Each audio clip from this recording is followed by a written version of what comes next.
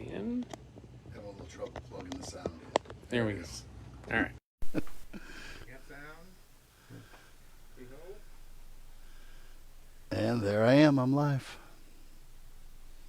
Okay. Do a quick sound check. We always got to do a sound check. We got sound. We got sound. We've been pretty good lately. We haven't had sound issues in a while. Knock on wood. Hi, Russ. Hey, Russ, get me that information for that show about that kit, and text her. Message me in Facebook after the show's over when I get home, and we'll discuss. So, welcome everybody. We were here last week, right? Yes. Yes, we were. We did the recap of the show. We gave some swag away.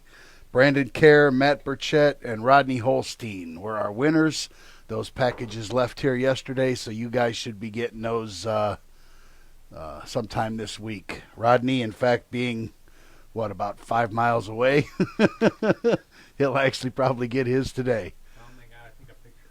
Yeah, you guys got to get us a picture, at least with your hat, your backpack, whatever. Wearing a little bit of your swag, your T-shirt, especially your T-shirts.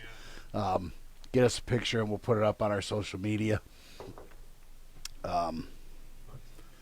Yeah, I've been down for a couple days. I started not feeling good Friday end of the day after the show, and by Saturday morning I was down and out. Took 3 COVID tests between just because I couldn't believe. I'm like, there's no way I can't have this, right? Nobody just gets regular sick anymore. Well, I got regular sick. I don't know what it was, but it knocked the snot out of me. I didn't get off the couch or out of bed for 3 days. So feeling pretty good today.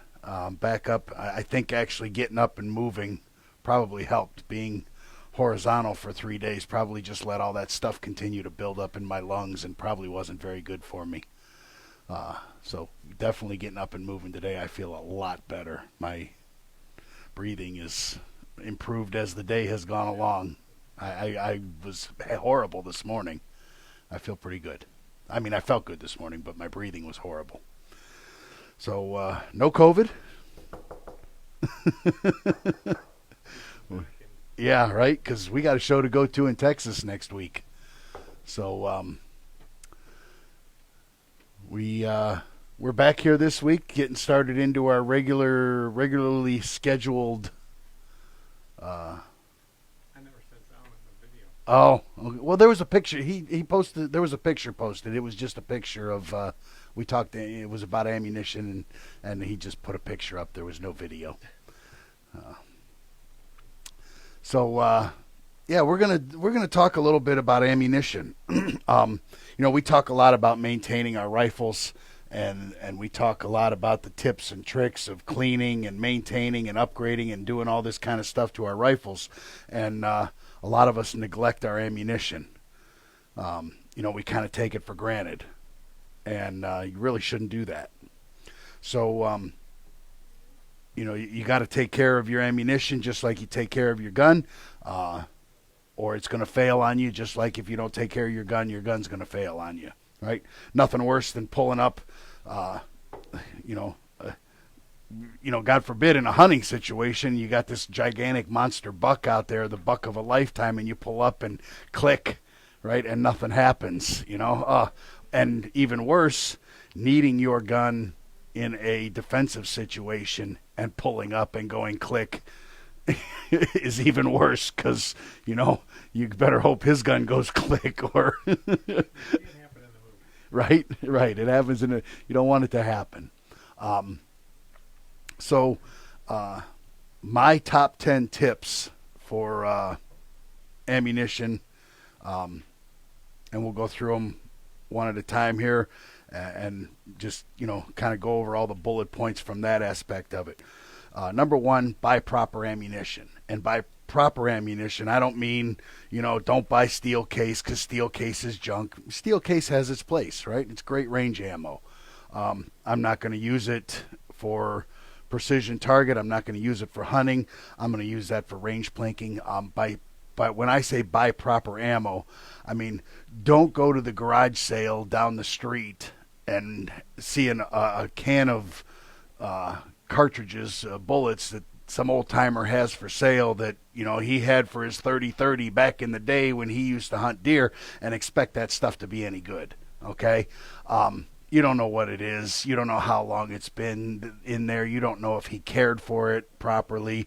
You don't know anything about that ammunition, and it's probably not worth the $10 he's going to want for it.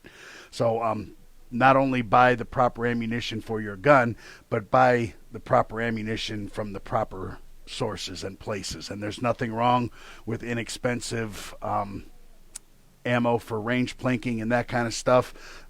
Inexpensive full metal jacket ammo for target practice. It has its place. All ammunitions have their places and their uses, but buy the proper ammunition from the proper places, and you'll end up much happier in the long run. Label and rotate. So as you buy new ammunition, put the wherever you're storing your ammunition, bring the old stuff to the front, put the new stuff in the back, just like they do at a grocery store, right? The old milk goes in the back, or the old milk comes to the front, the new milk goes to the back. That way you're using up the old stock first. Same thing. First in, last in, first out. No, how do you first in, first out. There you go. So just use your old ammunition first. And so on that, one of the tips here, it's kind of out of sequence, but if you reload, okay, if you go through a lot of ammunition and you do a lot of shooting, investing in reloading can be a great way to not only save money, but to always make sure that you have fresh ammunition. Okay, you reload a bunch of ammo, you put it in the back, you use the stuff in the front, and you just keep, recycling it forward. So, and label it properly if you're not going to keep it in the original boxes that it came in. I recommend sticking to the original boxes that it came in. They're labeled with the caliber, the grain. They give you all the pertinent information about that ammunition that's in that box. I have bought loose ammunition in, it comes in a box and it's sealed up in a plastic bag. That's that's the kind of stuff you want to label, obviously, because once you get it, you start breaking it down into, you bought 1,000 rounds of that. Well, you're not going to lug 1,000 rounds with you everywhere you go. You're going to have to break it down into something, and you're going to want to make sure that you label it as you're breaking it down into the smaller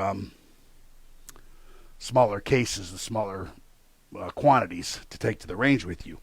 And a great way to do that is all of us that hunt, I have one, a food vacuum sealer. Okay, take 100 rounds, put it in a plastic bag, vacuum seal it. Okay, that does two things, right? It gives you 100 rounds, and it also, you can label it, you can draw right on it with a magic marker, and it protects it from the environment, okay, which is the key thing we're going to get to here in a second. The Green Army cans, right? The old Green Army cans, they flip open, they're waterproof, they seal. Those are great as well, and they have a little compartment in the front. You can write a tag on it, slide it right in there, it tells you what it is. I had a buddy got into ARs recently, a year or two ago, and he got his first AR, and he called me up, and he's like, this thing shoots for crap. He said, it's terrible. So what's the matter? He's like, one bullet hits over here, one hits over there, one hit. He said, I can't hit nothing. I said, well, what are you shooting? He's like, bullets. I said, no, I mean, what kind, he's like, I don't know, I got a can full of bullets. I'm like, so he got to looking at his can of bullets, and, he had 5.56 in there, he had 223 in there, he had 62 grain in there, he had 55 grain in there, he had 4 different manufacturers. I said, well, it's no wonder you can't hit nothing, right? You don't know one bullet from the next here. One's going here, one's going there. And he had no idea. He just didn't know, right? So, keeping it separated by manufacturers, by bullet weights, by casings, by powder loads, all these different things can make a huge difference. You start mixing all your ammo together, you know, why wouldn't you take 1,000 rounds at a range? Well, if you're going to shoot 1,000 rounds, take 1,000 rounds at a range. I mean, yeah, right. That's a good day. It's an expensive day in today's market, though. Let me tell you what. So we come to the biggest thing, right? Is temperature. Hot is worse than cold, but the fluctuations between the two are just as bad. You don't want to store ammunition in your basement where it gets hot and cold. You don't want to store ammunition in your garage where it gets hot and cold. The bullets will start to sweat. They can sweat internally. The nitrocellulose in ammunition, in the powder, does not like heat. The nitrocellulose starts to turn to gas at like 125 to 150 degrees, and that gas starts to escape, and your powder loses power. It loses its tenacity. It loses its bang. It loses its explosiveness. So you have less chamber pressure, and it's going to cause you accuracy problems with your ammunition. You want to store ammunition in a cool, dry place, room temperature. And by cool I mean under 125 degrees and above 30 degrees, whatever it might be. Ammunition, modern ammunition is designed to take those extremes, jungle temperatures, Arctic temperatures, whatever it might be, but it's really not, nothing is really designed to take those big swings from, here in Ohio in the spring and summer, spring and fall, we can be 75 degrees during the day and 35 at night, and that's pretty common in a lot of the, United States in certain times. You've got ammunition in your garage and the sun's beating down on it and it's 100 degrees in the garage during the day and it swings down to 35 at night. It's not good for ammunition. Storing ammunition in your car. A lot of us do it. Because of our CCW permits. We can't take a gun into a certain place and we throw our pistol. I have a little bulldog safe in my center console. I can lock up my gun, put it in the safe. It's cable tied to my frame. But it gets hot in a car. That's not good for your ammunition. That's why I rotate out my ammunition in my concealed carry every couple of months. I mean, bugs the heck out of the wife. I just get out of the truck sometimes and they're bang bang, and I'll unload the magazine out the back of the yard into the targets out at the back of the yard. But it's what you got to do because that ammunition in the heat is not good for it. So you rotate it out. Just keeping temperature consistent. Buy yourself. When you're using these different storage systems, whether it be vacuum sealing or the cans, the Green Army cans, whatever it might be, desiccant, silica, the silica desiccant packs, the clay desiccant packs, those different things can, they're invaluable. Throw one in each, you buy the little packs, throw one in each thing as you're sealing it up. Throw one in each can as you're sealing it up. And a lot of them, especially the silica ones, they change color. Once they have a thing on them that changes color once they've absorbed as much liquid as they can absorb. Some of the clay ones, some of the more expensive clay stuff, you can recharge it by putting it in the oven and baking it and baking the moisture out of it. And that'll bring it back and you throw it back in the safe and you can reuse it multiple times. Cheap, affordable option. If you're cheap like me and you don't want to buy desiccant, rice and salt, right? Rice and salt. You throw a handful of rice in a rag, a little salt in there to keep it from spoiling, tie it up, and you've got a homemade desiccant pack that in 6 months you just throw it away because you've got 50 cents maybe, 25 cents invested in this thing, and you'd redo it again. The key is making sure that you redo it because once it absorbs so much moisture it can't absorb anymore. Obviously, that moisture has to go somewhere, and it's either into your guns or your ammunition. When you're now, let me skip back real quick to labeling and rotating. And when you're labeling, it's kind of critical because not all ammunition tells you what it is on the back of it. Okay, I have some Israeli ammunition here, and nowhere on the back of that bullet does it say 223 or 5.56 or whatever it might be. There's nothing on there that denotes what caliber that is. Now, I would look at that and say, yeah, that's probably, AR-15 ammunition, but I wouldn't know for 100% until I got out the calipers and started measuring, and comparing it to the SAMI standards, and then that would tell me probably what that is. A lot of ammunition is labeled to what it is, but not necessarily so. You can see even the cheap Russian stuff says 223 Remington on it. Can't read it really, but it does. Trust me, it says 223 Remington on it. So that labeling becomes critical when you're buying bulk ammunition, and if you're not going to store it in the original containers that it came in, because somebody down the road could get a hold of this and they would have no idea what that is. Some of the foreign stuff, especially, most American ammunition is labeled to what it is. Some of the Israeli stuff, the Romanian stuff, that kind of foreign stuff is, typical military ammo grade ammunition.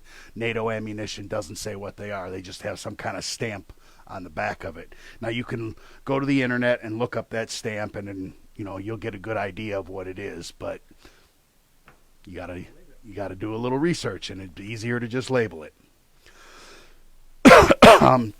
If you're, good ammunition stored properly can last a long time, 10 years plus. I've got 22 ammunition at home that I've had for 10 plus years. It's in the boxes it came in. It's stored upstairs in a climate controlled environment, and I've had it, and I shoot it all the time. It's my squirrel ammunition, and I have no problem with it. But you want to check for signs of corrosion frequently. Check your ammunition, pull a box or two out. If you're storing it in a box like this, pull a box out every now and then, box or two, and check it over, right? Pop a box or two out, open it up, dump a few rounds out, make sure that moisture isn't getting in there. Brass will just turn color over time, but what you're looking for is that green, crusty, where you can kind of scrape it off with your fingernail. That's corrosion. And corrosion is eating into the brass. It's physically eating away material from that brass casing. That's dangerous. Okay, that can cause case separations. That can cause all kinds of issues. It can cause your bullets to not load properly because the aluminum, as it corrodes, actually swells. Okay, that corrosion builds up on there and it makes the brass swell up a little bit. So you don't want your ammo to corrode. That's why you use the silicant. That's why you use the green cans. You use the different things to keep it dry and clean.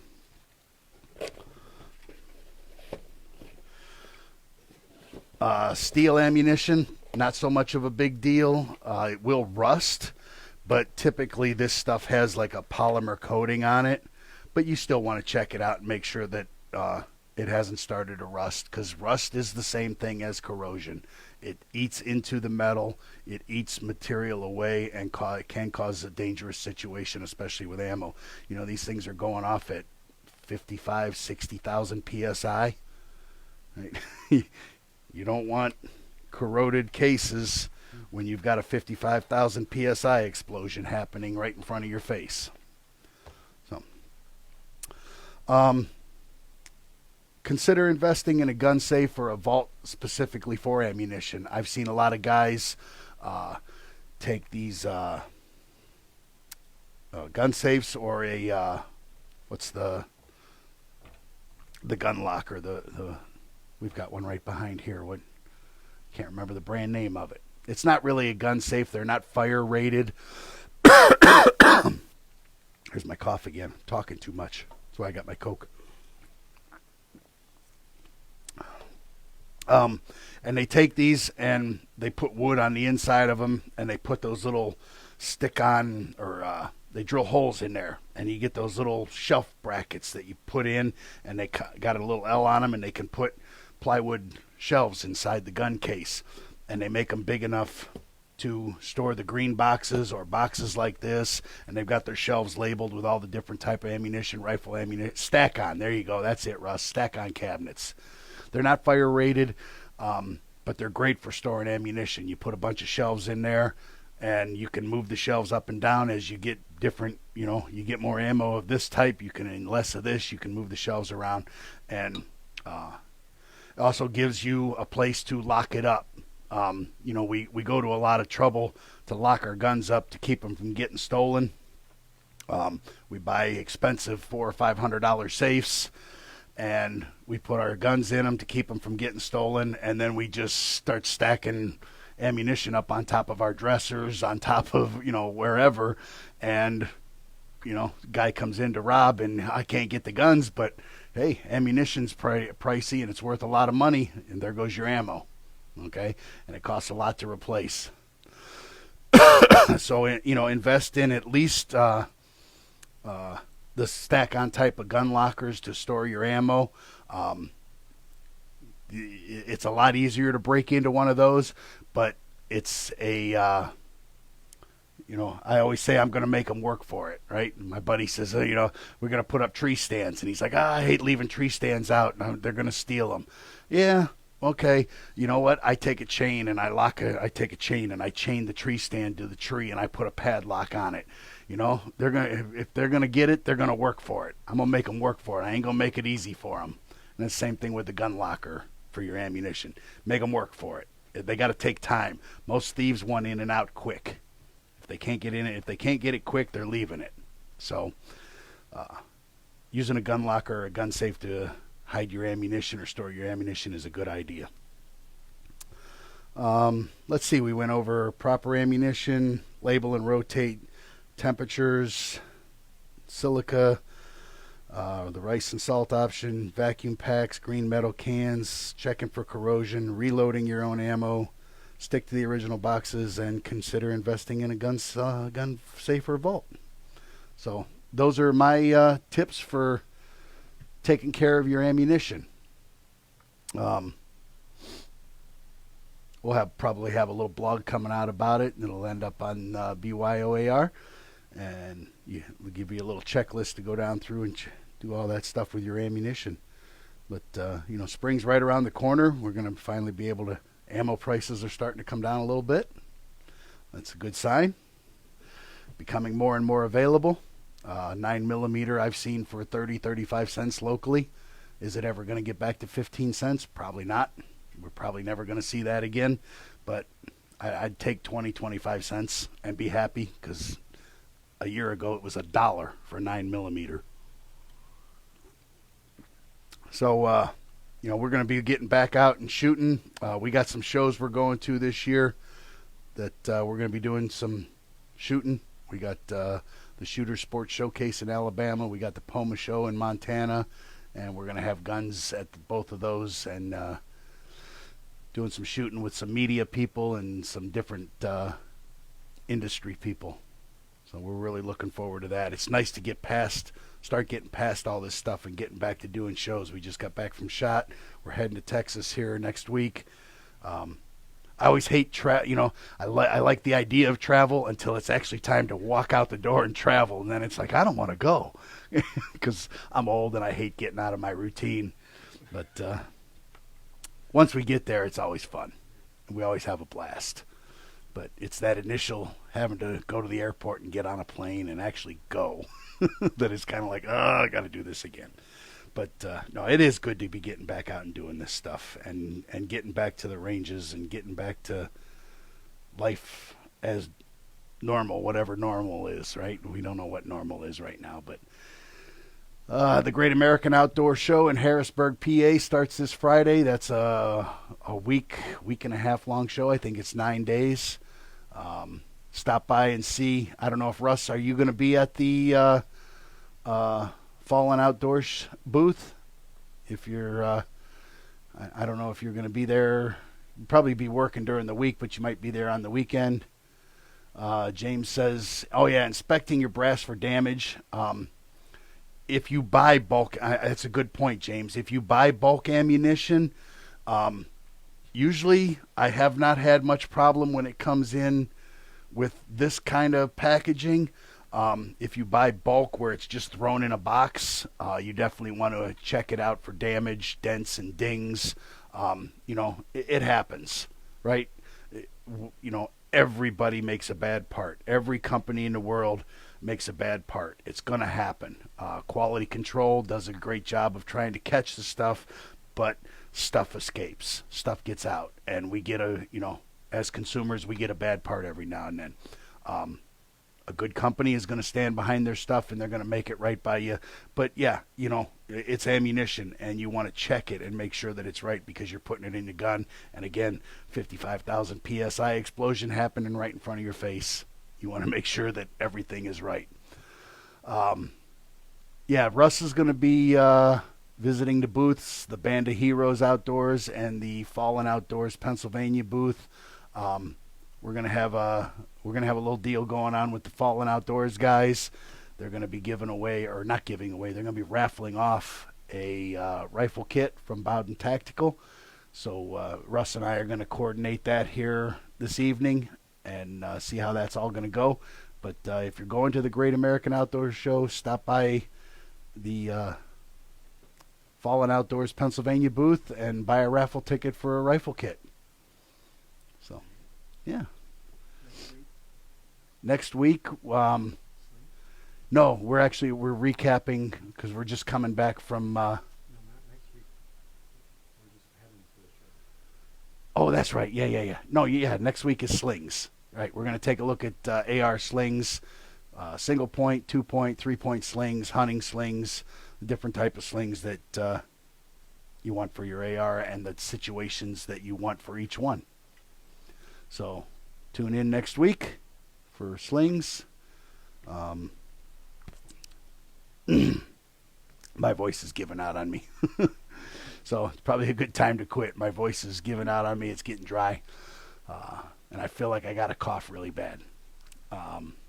So join us next week for slings. And remember, you don't have to be an expert to build your own AR, to upgrade it, or maintain it. We're here to help you do that. We'll see you guys next week. Thanks.